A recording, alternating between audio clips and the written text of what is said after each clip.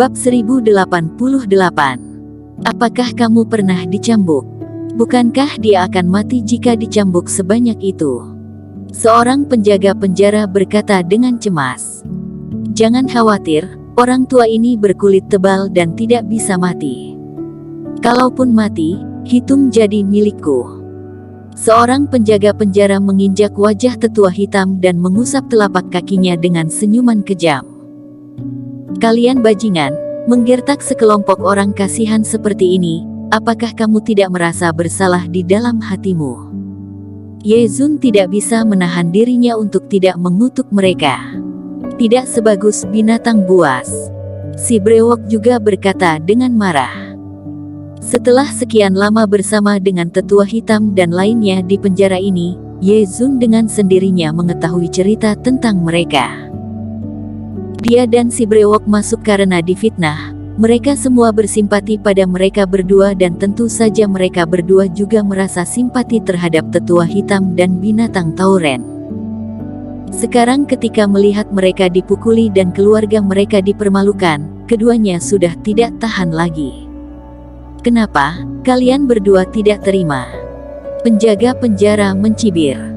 Dia sudah akan dipukuli sampai mati olehmu. Jika kalian memiliki kemampuan, pukullah kita berdua. Ye Zun berkata dengan marah. Dia dan si brewok menyaksikan tetua hitam terjatuh ke dalam genangan darah. Tidak tahu hidup atau mati, mereka sangat rela menerima pukulan ini demi tetua hitam, demi menyelamatkan nyawanya. Jangan sombong kalian berdua, kalau bukan karena Penatua Zhao, apakah kalian pikir kalian berdua bisa tetap aman dan sehat? Penjaga penjara mencibir, dia melambaikan cambuknya dan memukulnya ke bawah. Jangan berpikir bahwa aku tidak berani mencambuk kalian, bahkan jika aku memukul kalian berdua, Penatua tidak akan melakukan apa-apa padaku. Kamu hanyalah seorang anjing pengikut, apa yang perlu disombongkan? Ye Zun mengutuk. Sombong. Haha, aku memang sombong, apa yang bisa kamu lakukan denganku? Penjaga penjara tertawa dengan liar. Cui. Si brewok memuntahkan dahaknya dan langsung terbang ke mulut penjaga penjara.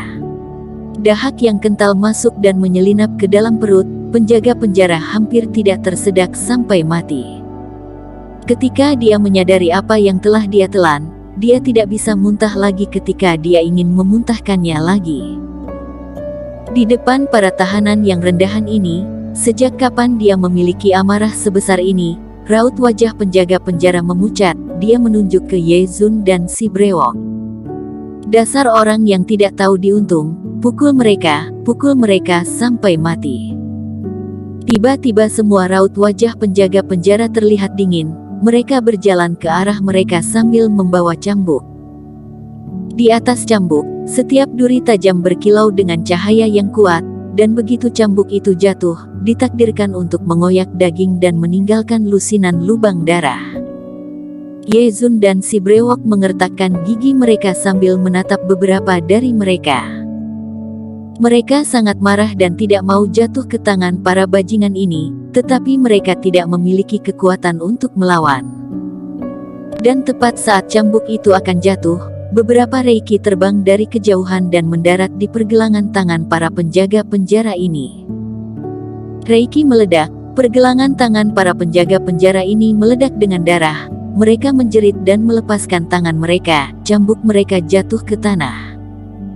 Siapa yang berani menyerangku? Apakah kamu sudah tidak ingin hidup lagi? Penjaga penjara sangat marah. Dia bangkit serta menoleh untuk melihat dari mana reiki itu berasal. Kapten Minear, kenapa kamu berada di sini? Penjaga penjara terkejut. Di penjara belakang gunung, penjaga penjara memiliki status paling rendah dan patroli berada di atas mereka. Sedangkan Minear adalah kapten patroli, dia berstatus lebih tinggi.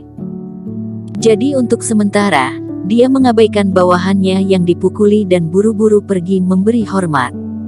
Tuan ini yang menyerang mereka. Ekspresi Minear sedikit aneh, dia tidak tahu kenapa Erik Kin menghentikan penjaga penjara untuk melakukan pemukulan. Wajah penjaga penjara berubah lagi, dia tidak tahu orang yang disebut sebagai tuan ini memiliki identitas seperti apa, tetapi dia sepertinya bukan orang yang bisa dia singgung, jadi dia dengan cepat memberi salam padanya. Kalian sepertinya sedang menyiksa para tahanan dan kalian terlihat sangat menikmatinya, kata Erikin dengan arti yang lain di matanya. Tuan, kulit dari sekelompok tahanan ini sedang gatal. Jika kami tidak memukuli mereka setiap hari, mereka malah akan merasa tidak nyaman. Penjaga penjara tersenyum dan berkata, selain itu Penatua Zhao juga berkata bahwa dia ingin kami menggali rahasia dari mulut mereka sebanyak mungkin, jadi kami harus berjuang keras setiap hari. Ini bukanlah suatu hal yang baru. Kalau begitu aku sedikit penasaran, jika suatu saat nanti orang-orang yang telah kalian siksa sepanjang hari ini keluar dari penjara, apakah mereka akan membalas dendam kepada kalian? Jika dilihat dari kultivasi, kalian bukanlah lawan dari para tahanan di dalam penjara. Erikin tersenyum. Tuan jangan bercanda, bagaimana mungkin orang-orang ini dapat melarikan diri? Penjaga penjara tersenyum dengan percaya diri, lagi pula, aku telah berkecimpung dalam pekerjaan ini selama 30 tahun. Aku telah membunuh banyak sekali tahanan, tetapi tidak ada dari mereka yang memiliki kesempatan untuk membalas dendam padaku dan aku tidak pernah khawatir. Kenapa? Erikin bertanya dengan rasa ingin tahu. Karena ini adalah sekte Wendao, tidak ada yang bisa kabur dan tidak ada yang berani menyelamatkan mereka. Ini adalah kepercayaan diriku, kata penjaga penjara dengan tegas. Cukup bagus. Erikin berjalan mendekat, menepuk bahu penjaga penjara, lalu mengambil cambuk yang tergeletak di lantai. Terima kasih atas pujian Tuan. Penjaga penjara menyeringai dan berkata, apakah Tuan ingin mencobanya juga? Cambuk ini sangat keren, sekali cambuk akan membuat lubang berdarah. Sangat menyenangkan, apakah kamu pernah dicambuk? Tanya Erikin. Tuan jangan bercanda, aku adalah satu-satunya yang memukuli orang di sini, tidak ada kemungkinan orang lain memukuliku, kata penjaga penjara. Benarkah? Kalau begitu aku akan membantumu. Mata Erikin tiba-tiba menjadi dingin dan cambuk di tangannya menebas udara seperti ular panjang.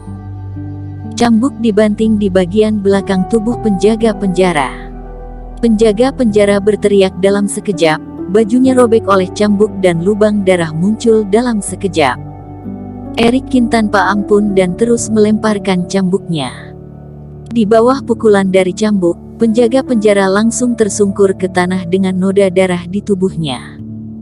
Tuan, ampuni aku, apa yang sedang Tuan lakukan? Penjaga penjara merasa dirinya seperti akan mati. Setiap inci kulitnya terasa seperti disuntik oleh jarum. Dia berteriak serta memohon. Tindakan Erikin yang tiba-tiba membuat semua orang benar-benar bingung dan terkejut. Haha, bagus sekali, dia memang dari awal sudah harus dipukul, kata Yezun dengan seringai tak berperasaan.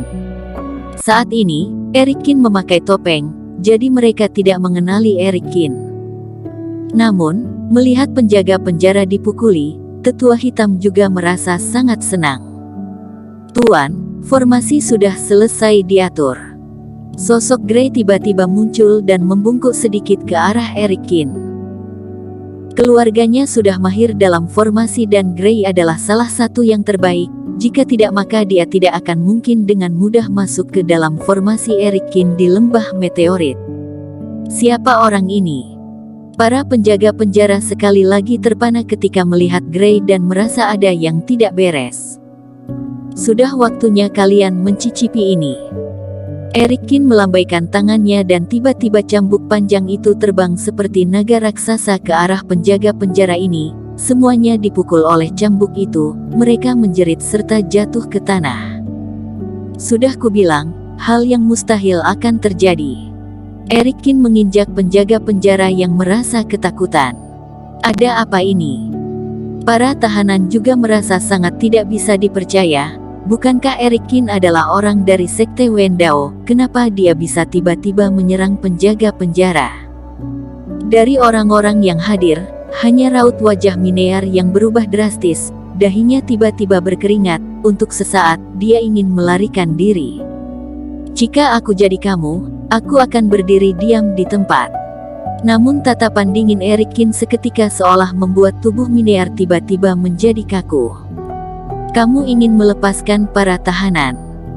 Penjaga penjara baru menyadarinya setelah itu dan tidak bisa menahan untuk tidak mengeluarkan suara gemuruh yang mengejutkan.